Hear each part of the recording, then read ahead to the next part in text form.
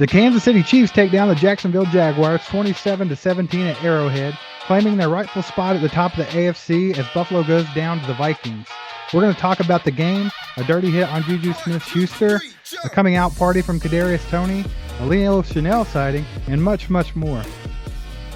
Welcome back to another edition of All Chiefed Up, where we do Kansas City Chiefs news and analysis. If you're new here, make sure to hit that sub button right now. Also, hit that like button. It helps us out tremendously. Mike, how do you feel after this game from the Jacksonville Jaguars? Today's game was kind of a breath of fresh air. First off, I want to say that hit on Juju was highly illegal. I don't care what anybody says, helmet to helmet. We hope Juju's doing well. We've not got any updates on him. The hit looked bad. The way he seized up like that, that's usually a characteristic of a really deep brain injury. So hopefully he gets back from that. I think he'll be fine, but he's probably going to miss a few weeks if I had to guess. But getting on from that right off the bat, I think today's game was enjoyable to watch, was it not? Like, I had fun watching the Chiefs football game because I felt like our offense kind of kept the pedal down the whole way and looked pretty good. Our defense kind of dominated. And yeah, it was just barring special teams. Special teams looked horrible this year. I don't know what Dave Tobe's doing, but our special teams has looked horrible. Other than that, I had a fun day watching Chiefs football. Yeah, I mean, it had all the makings of one of those games where everything just went wrong. Like after the onside kick and then some different little things here and there, the Isaiah Pacheco fumble. I'm pretty sure everybody on Twitter was just like, God, not another one of these games. We can't do it. But it ended up not being that way at all.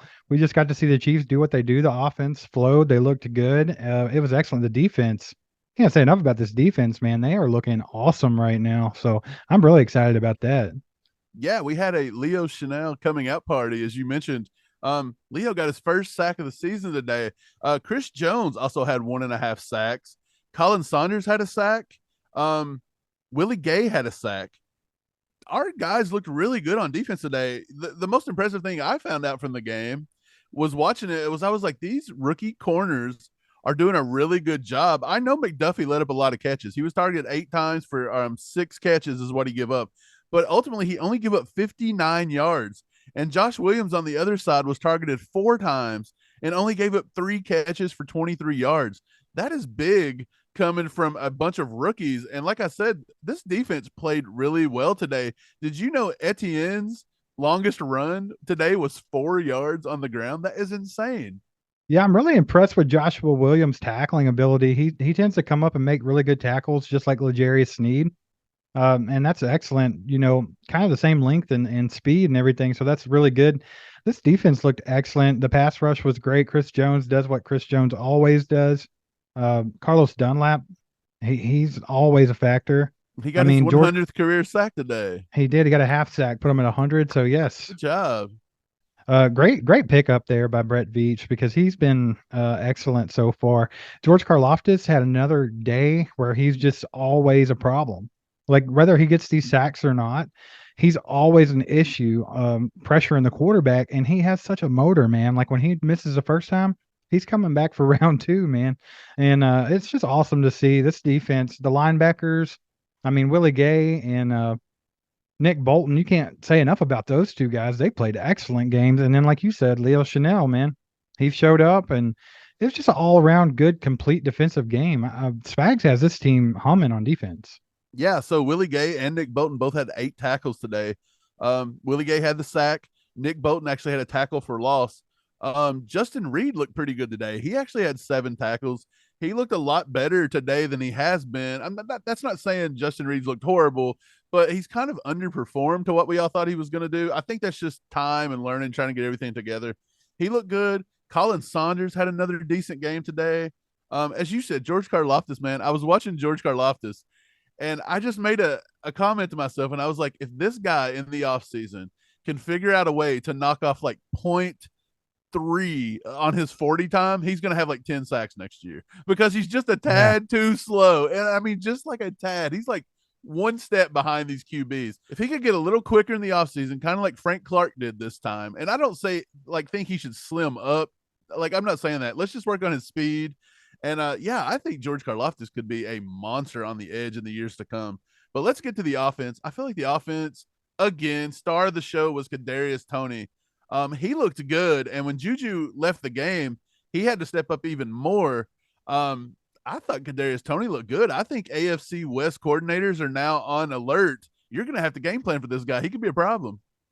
Absolutely, dude. He's just so athletic, and he did exactly what we need him to do. And we saw how good he can come up with contested catches today as well on that one deep pass to him right there on the sideline. The guy's going to be a force, man. And it looks like Andy Reid's all about getting him into this offense and getting them going quick. And you saw it today. And Juju, before he went out, he was having an excellent day as well. Marquez Valdez Scantling had an excellent day. I mean, Kelsey was Kelsey. This offense is just so well rounded, and there's so many options. You have to think McCole Hardman was out today. Um, Pacheco ran the ball really well. We haven't even got him in the passing game yet. Wait till that happens. Yeah, Pacheco, 16 carries for 82 yards. He averaged 5 yards per carry, a 13-yard long. That was his long, but still 5 yards a carry. I think Pacheco has earned this number one back spot. I don't think it's going back to Clyde unless Pacheco just keeps putting the ball on the ground. Clyde had 0 rushes today, actually. Like, not a good showing from Clyde. Like, I'm kind of surprised if this is the way we're going. We didn't try to reach out the trade deadline and get something for him, because it's really looking like Pacheco and McKinnon has got it sealed. Like, McKinnon's turning into the third down back of choice, obviously. McKinnon had 8 targets on the day. He actually had 6 catches for 56 yards. Mahomes actually took the small passes today to McKinnon. It actually freed up a lot of big plays. As we said, I thought Mahomes may have played one of his best, if not the best game in a Chiefs uniform when it actually comes to reading the field, making decisive. Did you notice he sit in the pocket a lot? He didn't get Yeah. out and create. He actually let the offensive line create a pocket and he sit in it. And it was amazing. If you want to get to our offensive line, I thought they done really well. There was one time I seen Orlando Brown let off his guy a little too early. He thought Mahomes had got rid of the ball, but he didn't. Mahomes took a sack. Other than that, I was very impressed with Trey Smith. 0 pressures allowed all day. This is coming back off a game against the Titans where he allowed 6 pressures. Trey Smith has had a bad year this year. There's no sugarcoating it. He's looked really bad. But today, 0 pressures. This is only the 3rd time in his career he's allowed 3 or 0 pressures in a game. I think Trey Smith looked good. I think our offensive line looked good. So Wiley actually had an injury today. He left with a little bit of an elbow thing. Prince Winogo actually come in and subbed in for him. He looked really good as well. I think we just played a good game all around. I'm very excited to see that the Chiefs decided to commit to the run game today. I really think it took our offense to a whole new level. Yeah, the offensive line had an excellent game. The run blocking was great. I mean, that's what they're built for. They should be doing that. Back to what you were saying about Clyde. Clyde had a terrible game, honestly. It's not that he was out there enough to have said terrible game, but when he was out there, all he did was drop a pass. So, I mean, Clyde, I feel like if he's going to stay around Kansas City, he really needs to probably evolve himself into that Jerick McKinnon role where he can catch more passes out of the backfield and do things like Jerick McKinnon does, because I think Isaiah Pacheco is the way to go. And of course, you still have all of the Rojo homers online that are just like, we've got to get Rojo in here. What are we doing? It's like, Yeah. I don't understand because, I mean, I get it. Like, hey, let's see what the guy can do. But at the same time, we know what he can do. We watched him at Tampa Bay. It's not like he's some immaculate, crazy running back that's going to change the game. You don't have like, a Dalvin Cook or a Derrick Henry or something that we're just sitting on. It's Rojo. Everybody chill out a little bit. Pacheco's doing great.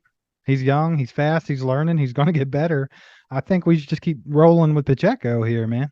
Yeah, I think unless Pacheco has a significant injury, misses time, gets in the doghouse, you're not going to see Rojo. Rojo does not even fill in for what McKinnon was gonna miss today if McKinnon couldn't suit up. Rojo's not that guy. Like, it does not matter. They would not have turned to Rojo. But yeah, I think the Chiefs had a good game all around.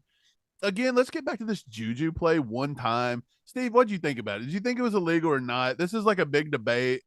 Even Pops, he thinks it was legal.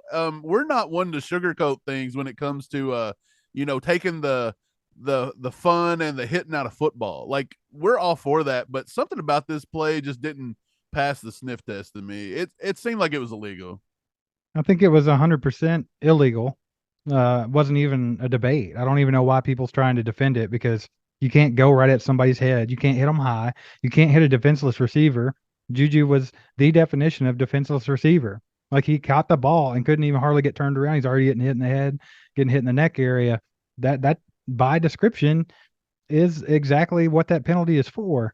And they threw it. They threw it instantly because they knew, and then they picked it up. I mean, that just tells you what the NFL thinks about player safety right there, ain't it? Dude, I was sitting there and I was like, look, all this time, doesn't New York have to radio in and be like, guys, this play was bad. You've got to throw that flag.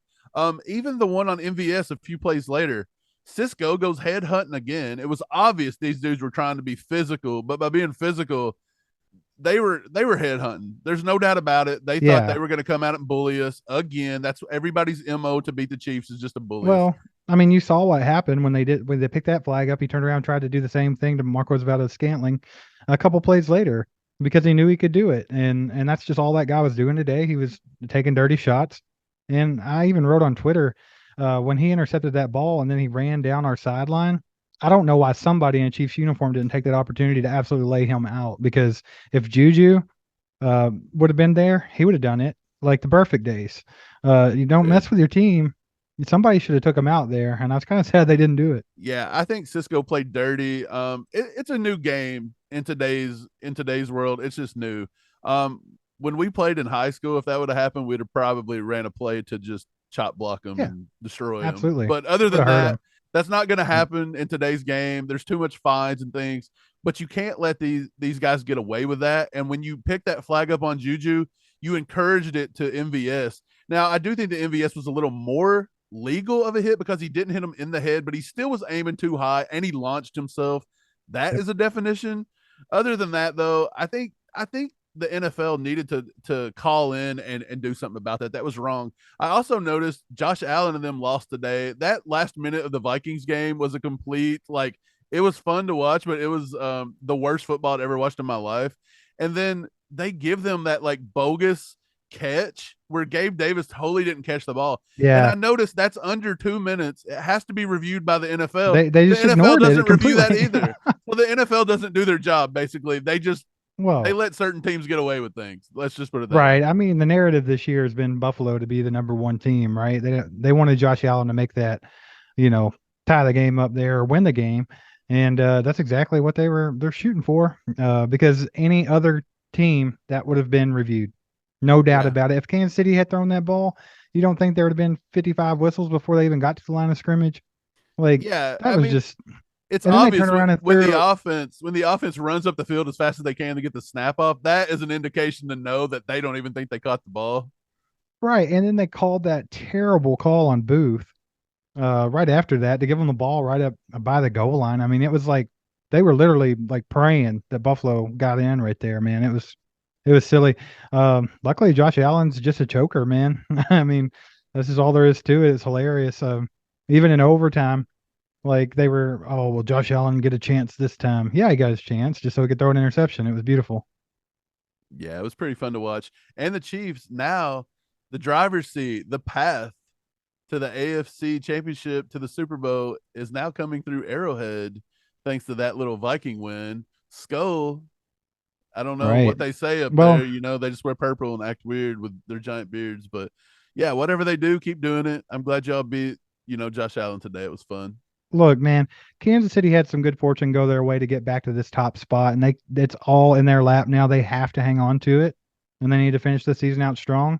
They need to hang on to that bye week there, and then make a run at the Super Bowl. Man, it's all set up really good for them. We're a young team that's just getting better. We got better pieces on the offense. They're getting more and more chemistry. I mean, everything's set up for us to have a great run at it, and I really hope that they don't back down from this. They have to just keep going full head of steam here, man, because like I said, it's set up, and I'm ready to watch it happen, baby. Right. So before we go, let's do a little game balls. Let's give some game balls away. I actually said Mahomes was going to win MVP this week. I said 300 yards and 4 touchdowns. He did just that. Pat on the back. He had 331 and 4 touchdowns. He did throw that pick to Cisco again. I wish somebody would have laid Cisco out. Other than that, Mahomes had a great day. I'm going to give Mahomes a game ball. I thought he played one of his best games when it would come to pocket presence. I thought he played a good game, sitting in the pocket, making decisive decisions, taking what the defense gave him, and then taking his shot when it needed to. I want to give another game ball to Kadarius Toney. That dude balled out today. I'm glad to see it. I really like him. I'm watching his interviews and stuff. I just like him. He's got this like he's thankful to be here. Let's just put it that way. Like, he's thankful to suit up. He's thankful to see a fan base that want to come out and support him. And I think he's going to give us everything he's got. And then lastly, my third game ball, I'm going to give it to the entire defense. I think the entire defense played well enough today. They all need to be congratulated for it. So those are my 3 game balls, Steve. Who do you got? I'm right there with you, man. If anybody else got one, it would have to be Marquez. He made some great catches. That one-handed catch there on the sideline was excellent. Pacheco had a great game running the ball. I mean, offensive line.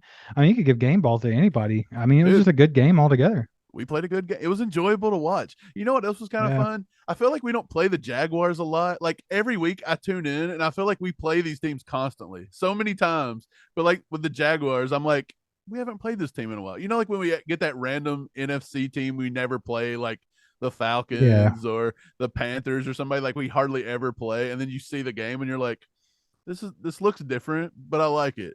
But instead, we're right back to getting the Chargers again next week, man. So we got a long week coming up.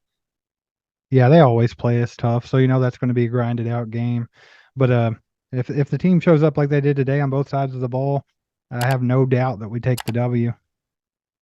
Yeah, so Cole over there, how about those Chiefs? He's been live for like the last 10 hours now. So if you haven't got enough of him already, make sure to check this video out. It's part 3 of our series with Cole from How About Those Chiefs, where we just talk about some fun stuff.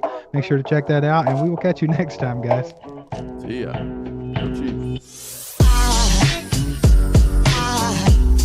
Cause aside from my soul,